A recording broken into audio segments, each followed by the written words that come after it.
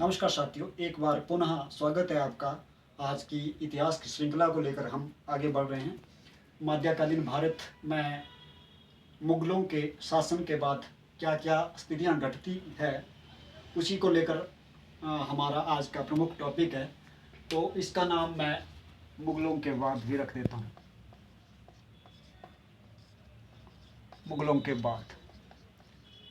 मुगलों के बाद 1707 में जब औरंगजेब की मृत्यु होती है, उसके पश्चात कोई विशेष शक्तिशाली उत्तराधिकारी न होने के फलस्वरूप मुगलों की शक्तियाँ क्षीण होने लगती है और भारतवर्ष में जो था छोटे छोटे राजवंश अपने आप को स्वतंत्र घोषित करते हैं। और इस स्थिति में जो था दो प्रमुख कंपनियां जो भारत में आई थी, ब्रिटिश ईस्ट इंडिया कंपनी और दूसरी साइड थी फ्रांसीसी ईस्ट इंडिया कंपनी। इन दोनों के बीच में भी मनमुटाव होता रहा।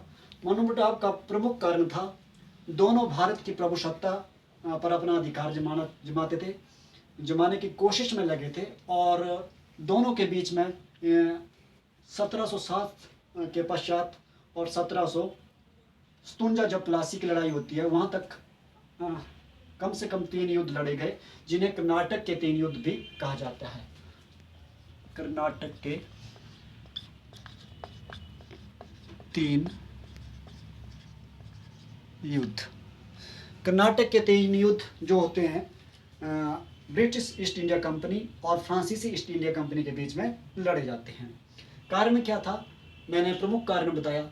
अब ये 3 युद्ध जो थे, इनकी मैं आपको डेट भी बता देता हूँ। फर्स्ट, सेकंड और थर्ड। फर्स्ट युद्ध होता है 1749, 1740 से लेकर 1748 तक। दूसरा होता है 1749 से लेकर 54 तक। और थर्ड जो लास्ट होता है वो आपका 1756 से लेकर 63 तक। इन तीनों युद्धों के बारे में आज हमारा प्रमुख टॉपिक रहेगा।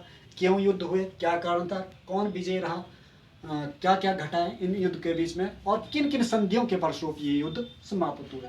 पहले मैं बता देता हूँ इनकी संधियाँ कहाँ कहाँ हुई और कैसे युद्ध समाप्त हुए, फिर इसके ऊपर भी हम चर्चा करेंगे।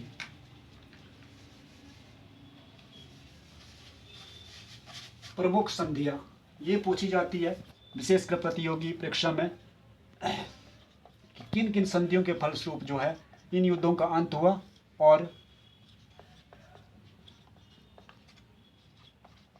जो प्रथम विश्व युद्ध था 1740 से लेकर 1748 तक चला, जिसे कर्नाटक का प्रथम युद्ध कहा जाता है या सेंट थॉम का युद्ध भी कहा जाता है। सेंट थॉम एक जगह का नाम था, उसी के नाम पर ये इसको सेंट थॉम का युद्ध भी कहा जाता है। ये ब्रिटिश ईस्ट इंडिया कंपनी और फ्रांसीसी ईस्ट इंडिया कंपनी के मध्य युद्ध चलता रहा 8 वर्षों तक। और इसके फलस्वरूप ये युद्ध समाप्त होता है संधि के द्वारा। जिसे मैंने आपको कहा भी था कि ये इन तीनों युद्धों में जो है संधियाँ हुई थी, उन संधि के द्वारा ये युद्ध समाप्त हुए थे। ये सन एक्स लॉ चैपल की संधि हुई, एक्स लॉ चैपल की संधि। इस संधि से ये युद्ध समाप्त होता है। तो पहले इसी को ही हम देख लेते हैं कि ये संधि क्या थी। दरअसल होता ऐसा है कि जब मुगल की शक्तियाँ क्षीण होने लगती है, तो ये दोनों कंपनियां अपने व्यापार को बढ़ावा देने के लिए, खुद अपनी सत्ता स्थापित करने की होड़ में एक दूसरे के साथ जो है बैर विरोध रखती है, और फलस्वरूप जो है ये बैर विरोध जो है युद्ध में परिवर्तित हो जाता है। तो कर्नाटक का पहला युद्ध भी यही कारण था। और इसमें तत्कालीन कारण पूछा जाए तो ब्रिटिश ईस्ट इंडिया कंपनी द्वारा मद्रास में फ्रांसीसियों के जो इनके जहाज थे उन पर कब्जा कर लेना था। हालांकि इसका जो पीछे की जो मूल कारण पूछा जाए तो वो ये था कि यूरोप में उस टाइम ऑस्ट्रिया का एक उत्तराधिकार को लेकर झगड़ा चला हुआ था, जिसमें दोनों पक्ष जो थे, ब्रिटेन और फ्रांस जो थे, अलग अलग मतभेद को लेकर चले हुए थे। तो उनकी यही शत्रुता भारत में भी कंपनियों के बीच देखने को मिलती है और ये दोनों युद्ध में परिवर्तित हो जाती है। फलस्वरूप ऐसा होता है कि ये युद्ध 8 वर्षों तक चलता रहता है और ब्रिटिश ईस्ट इंडिया कंपनी का हालांकि दबदबा ज़्यादा रहा इस युद्ध में, लेकिन आखिरकार जर्मनी के एक्स लॉ चैपल में जो था एक ट्रीट संधि होती है। इस संधि के फलस्वरूप जो था ये फ्रांसीसियों को जो था, फ्रांसीसी ईस्ट इंडिया कंपनी को उसके मद्रास में जो जगह वापस दी जाती है और इस स्ट्रीट के द्वारा ये युद्ध समाप्त होता है। अगर यहाँ पे क्वेश्चन आता है कि ये प्लेस कहाँ है, तो ये जर्मनी में हुआ। अब चलते हैं हम दूसरे युद्ध की तरफ, जो सेकंड युद्ध हुआ जिसे कर्नाटका का युद्ध कहा जाता था। ये कहाँ हुआ? ये था उत्तराधिकारी को लेकर।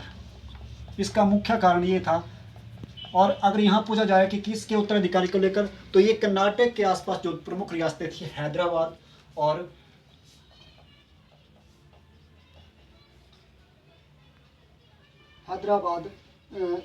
इसमें मद्रास,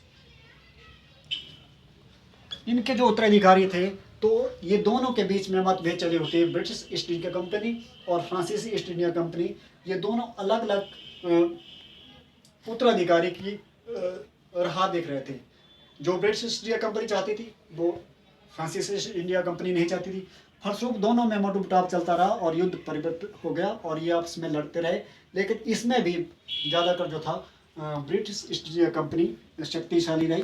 कारण ये था कि ब्रिटिश ईस्ट इंडिया कंपनी के जो गवर्नर थे बहुत काफ़ी चालाक थे, और इसी फलस्वरूप जो था उन्होंने, जैसा कि आपको उदाहरण भी मिलता है 1757 की प्लासी की लड़ाई का, कि मीर जाफर को अपने साथ मिला लिया था, तो ऐसा ही घटा इसमें भी जो था। ब्रिटिश ईस्ट इंडिया कंपनी जो है का पल्ला भारी रहा। और ये किस स्टेट से ये युद्ध समाप्त होता है? ये पांडिचेरी की एक संधि होती है, पांडिचेरी की संधि,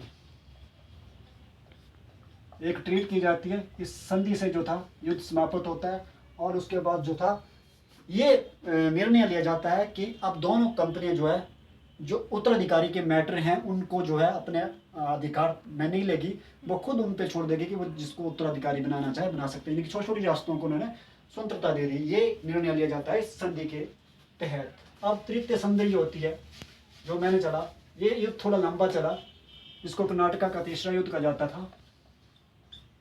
ये चलता है 1756 से लेकर और 1763 तक, यानी कि 7 वर्ष।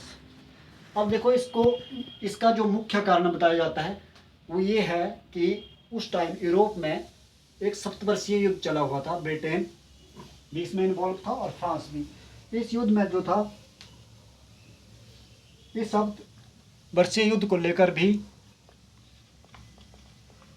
इन दोनों के बीच में शत्रुता रहती है और इस शत्रुता के फलस्वरूप जो था दोनों आपस में युद्ध करते हैं। और इसमें भी जो था आखिरकार जो है फ्रांसीसी ईस्ट इंडिया कंपनी जो है पूर्ण रूप से यहाँ से टूट जाती है, क्योंकि जो उनको किलेबंदी का अधिकार था भारत में, वो छीन लिया जाता है इसे, और ब्रिटिश ईस्ट इंडिया कंपनी की जो है शक्ति यहाँ पे मजबूत होती है। तो ये तीनों के तीनों युद्ध जो है प्रमुख पूछे जाते हैं कि कर्नाटका में 3 प्रमुख जो युद्ध हुए। अगले टॉपिक में इनके बीच आसपास क्या हुआ 1757 में रॉबर्ट क्लाइव आता है, उसी को लेकर हम आगे बढ़ेंगे। तब तक के लिए नमस्कार, जय हिंद।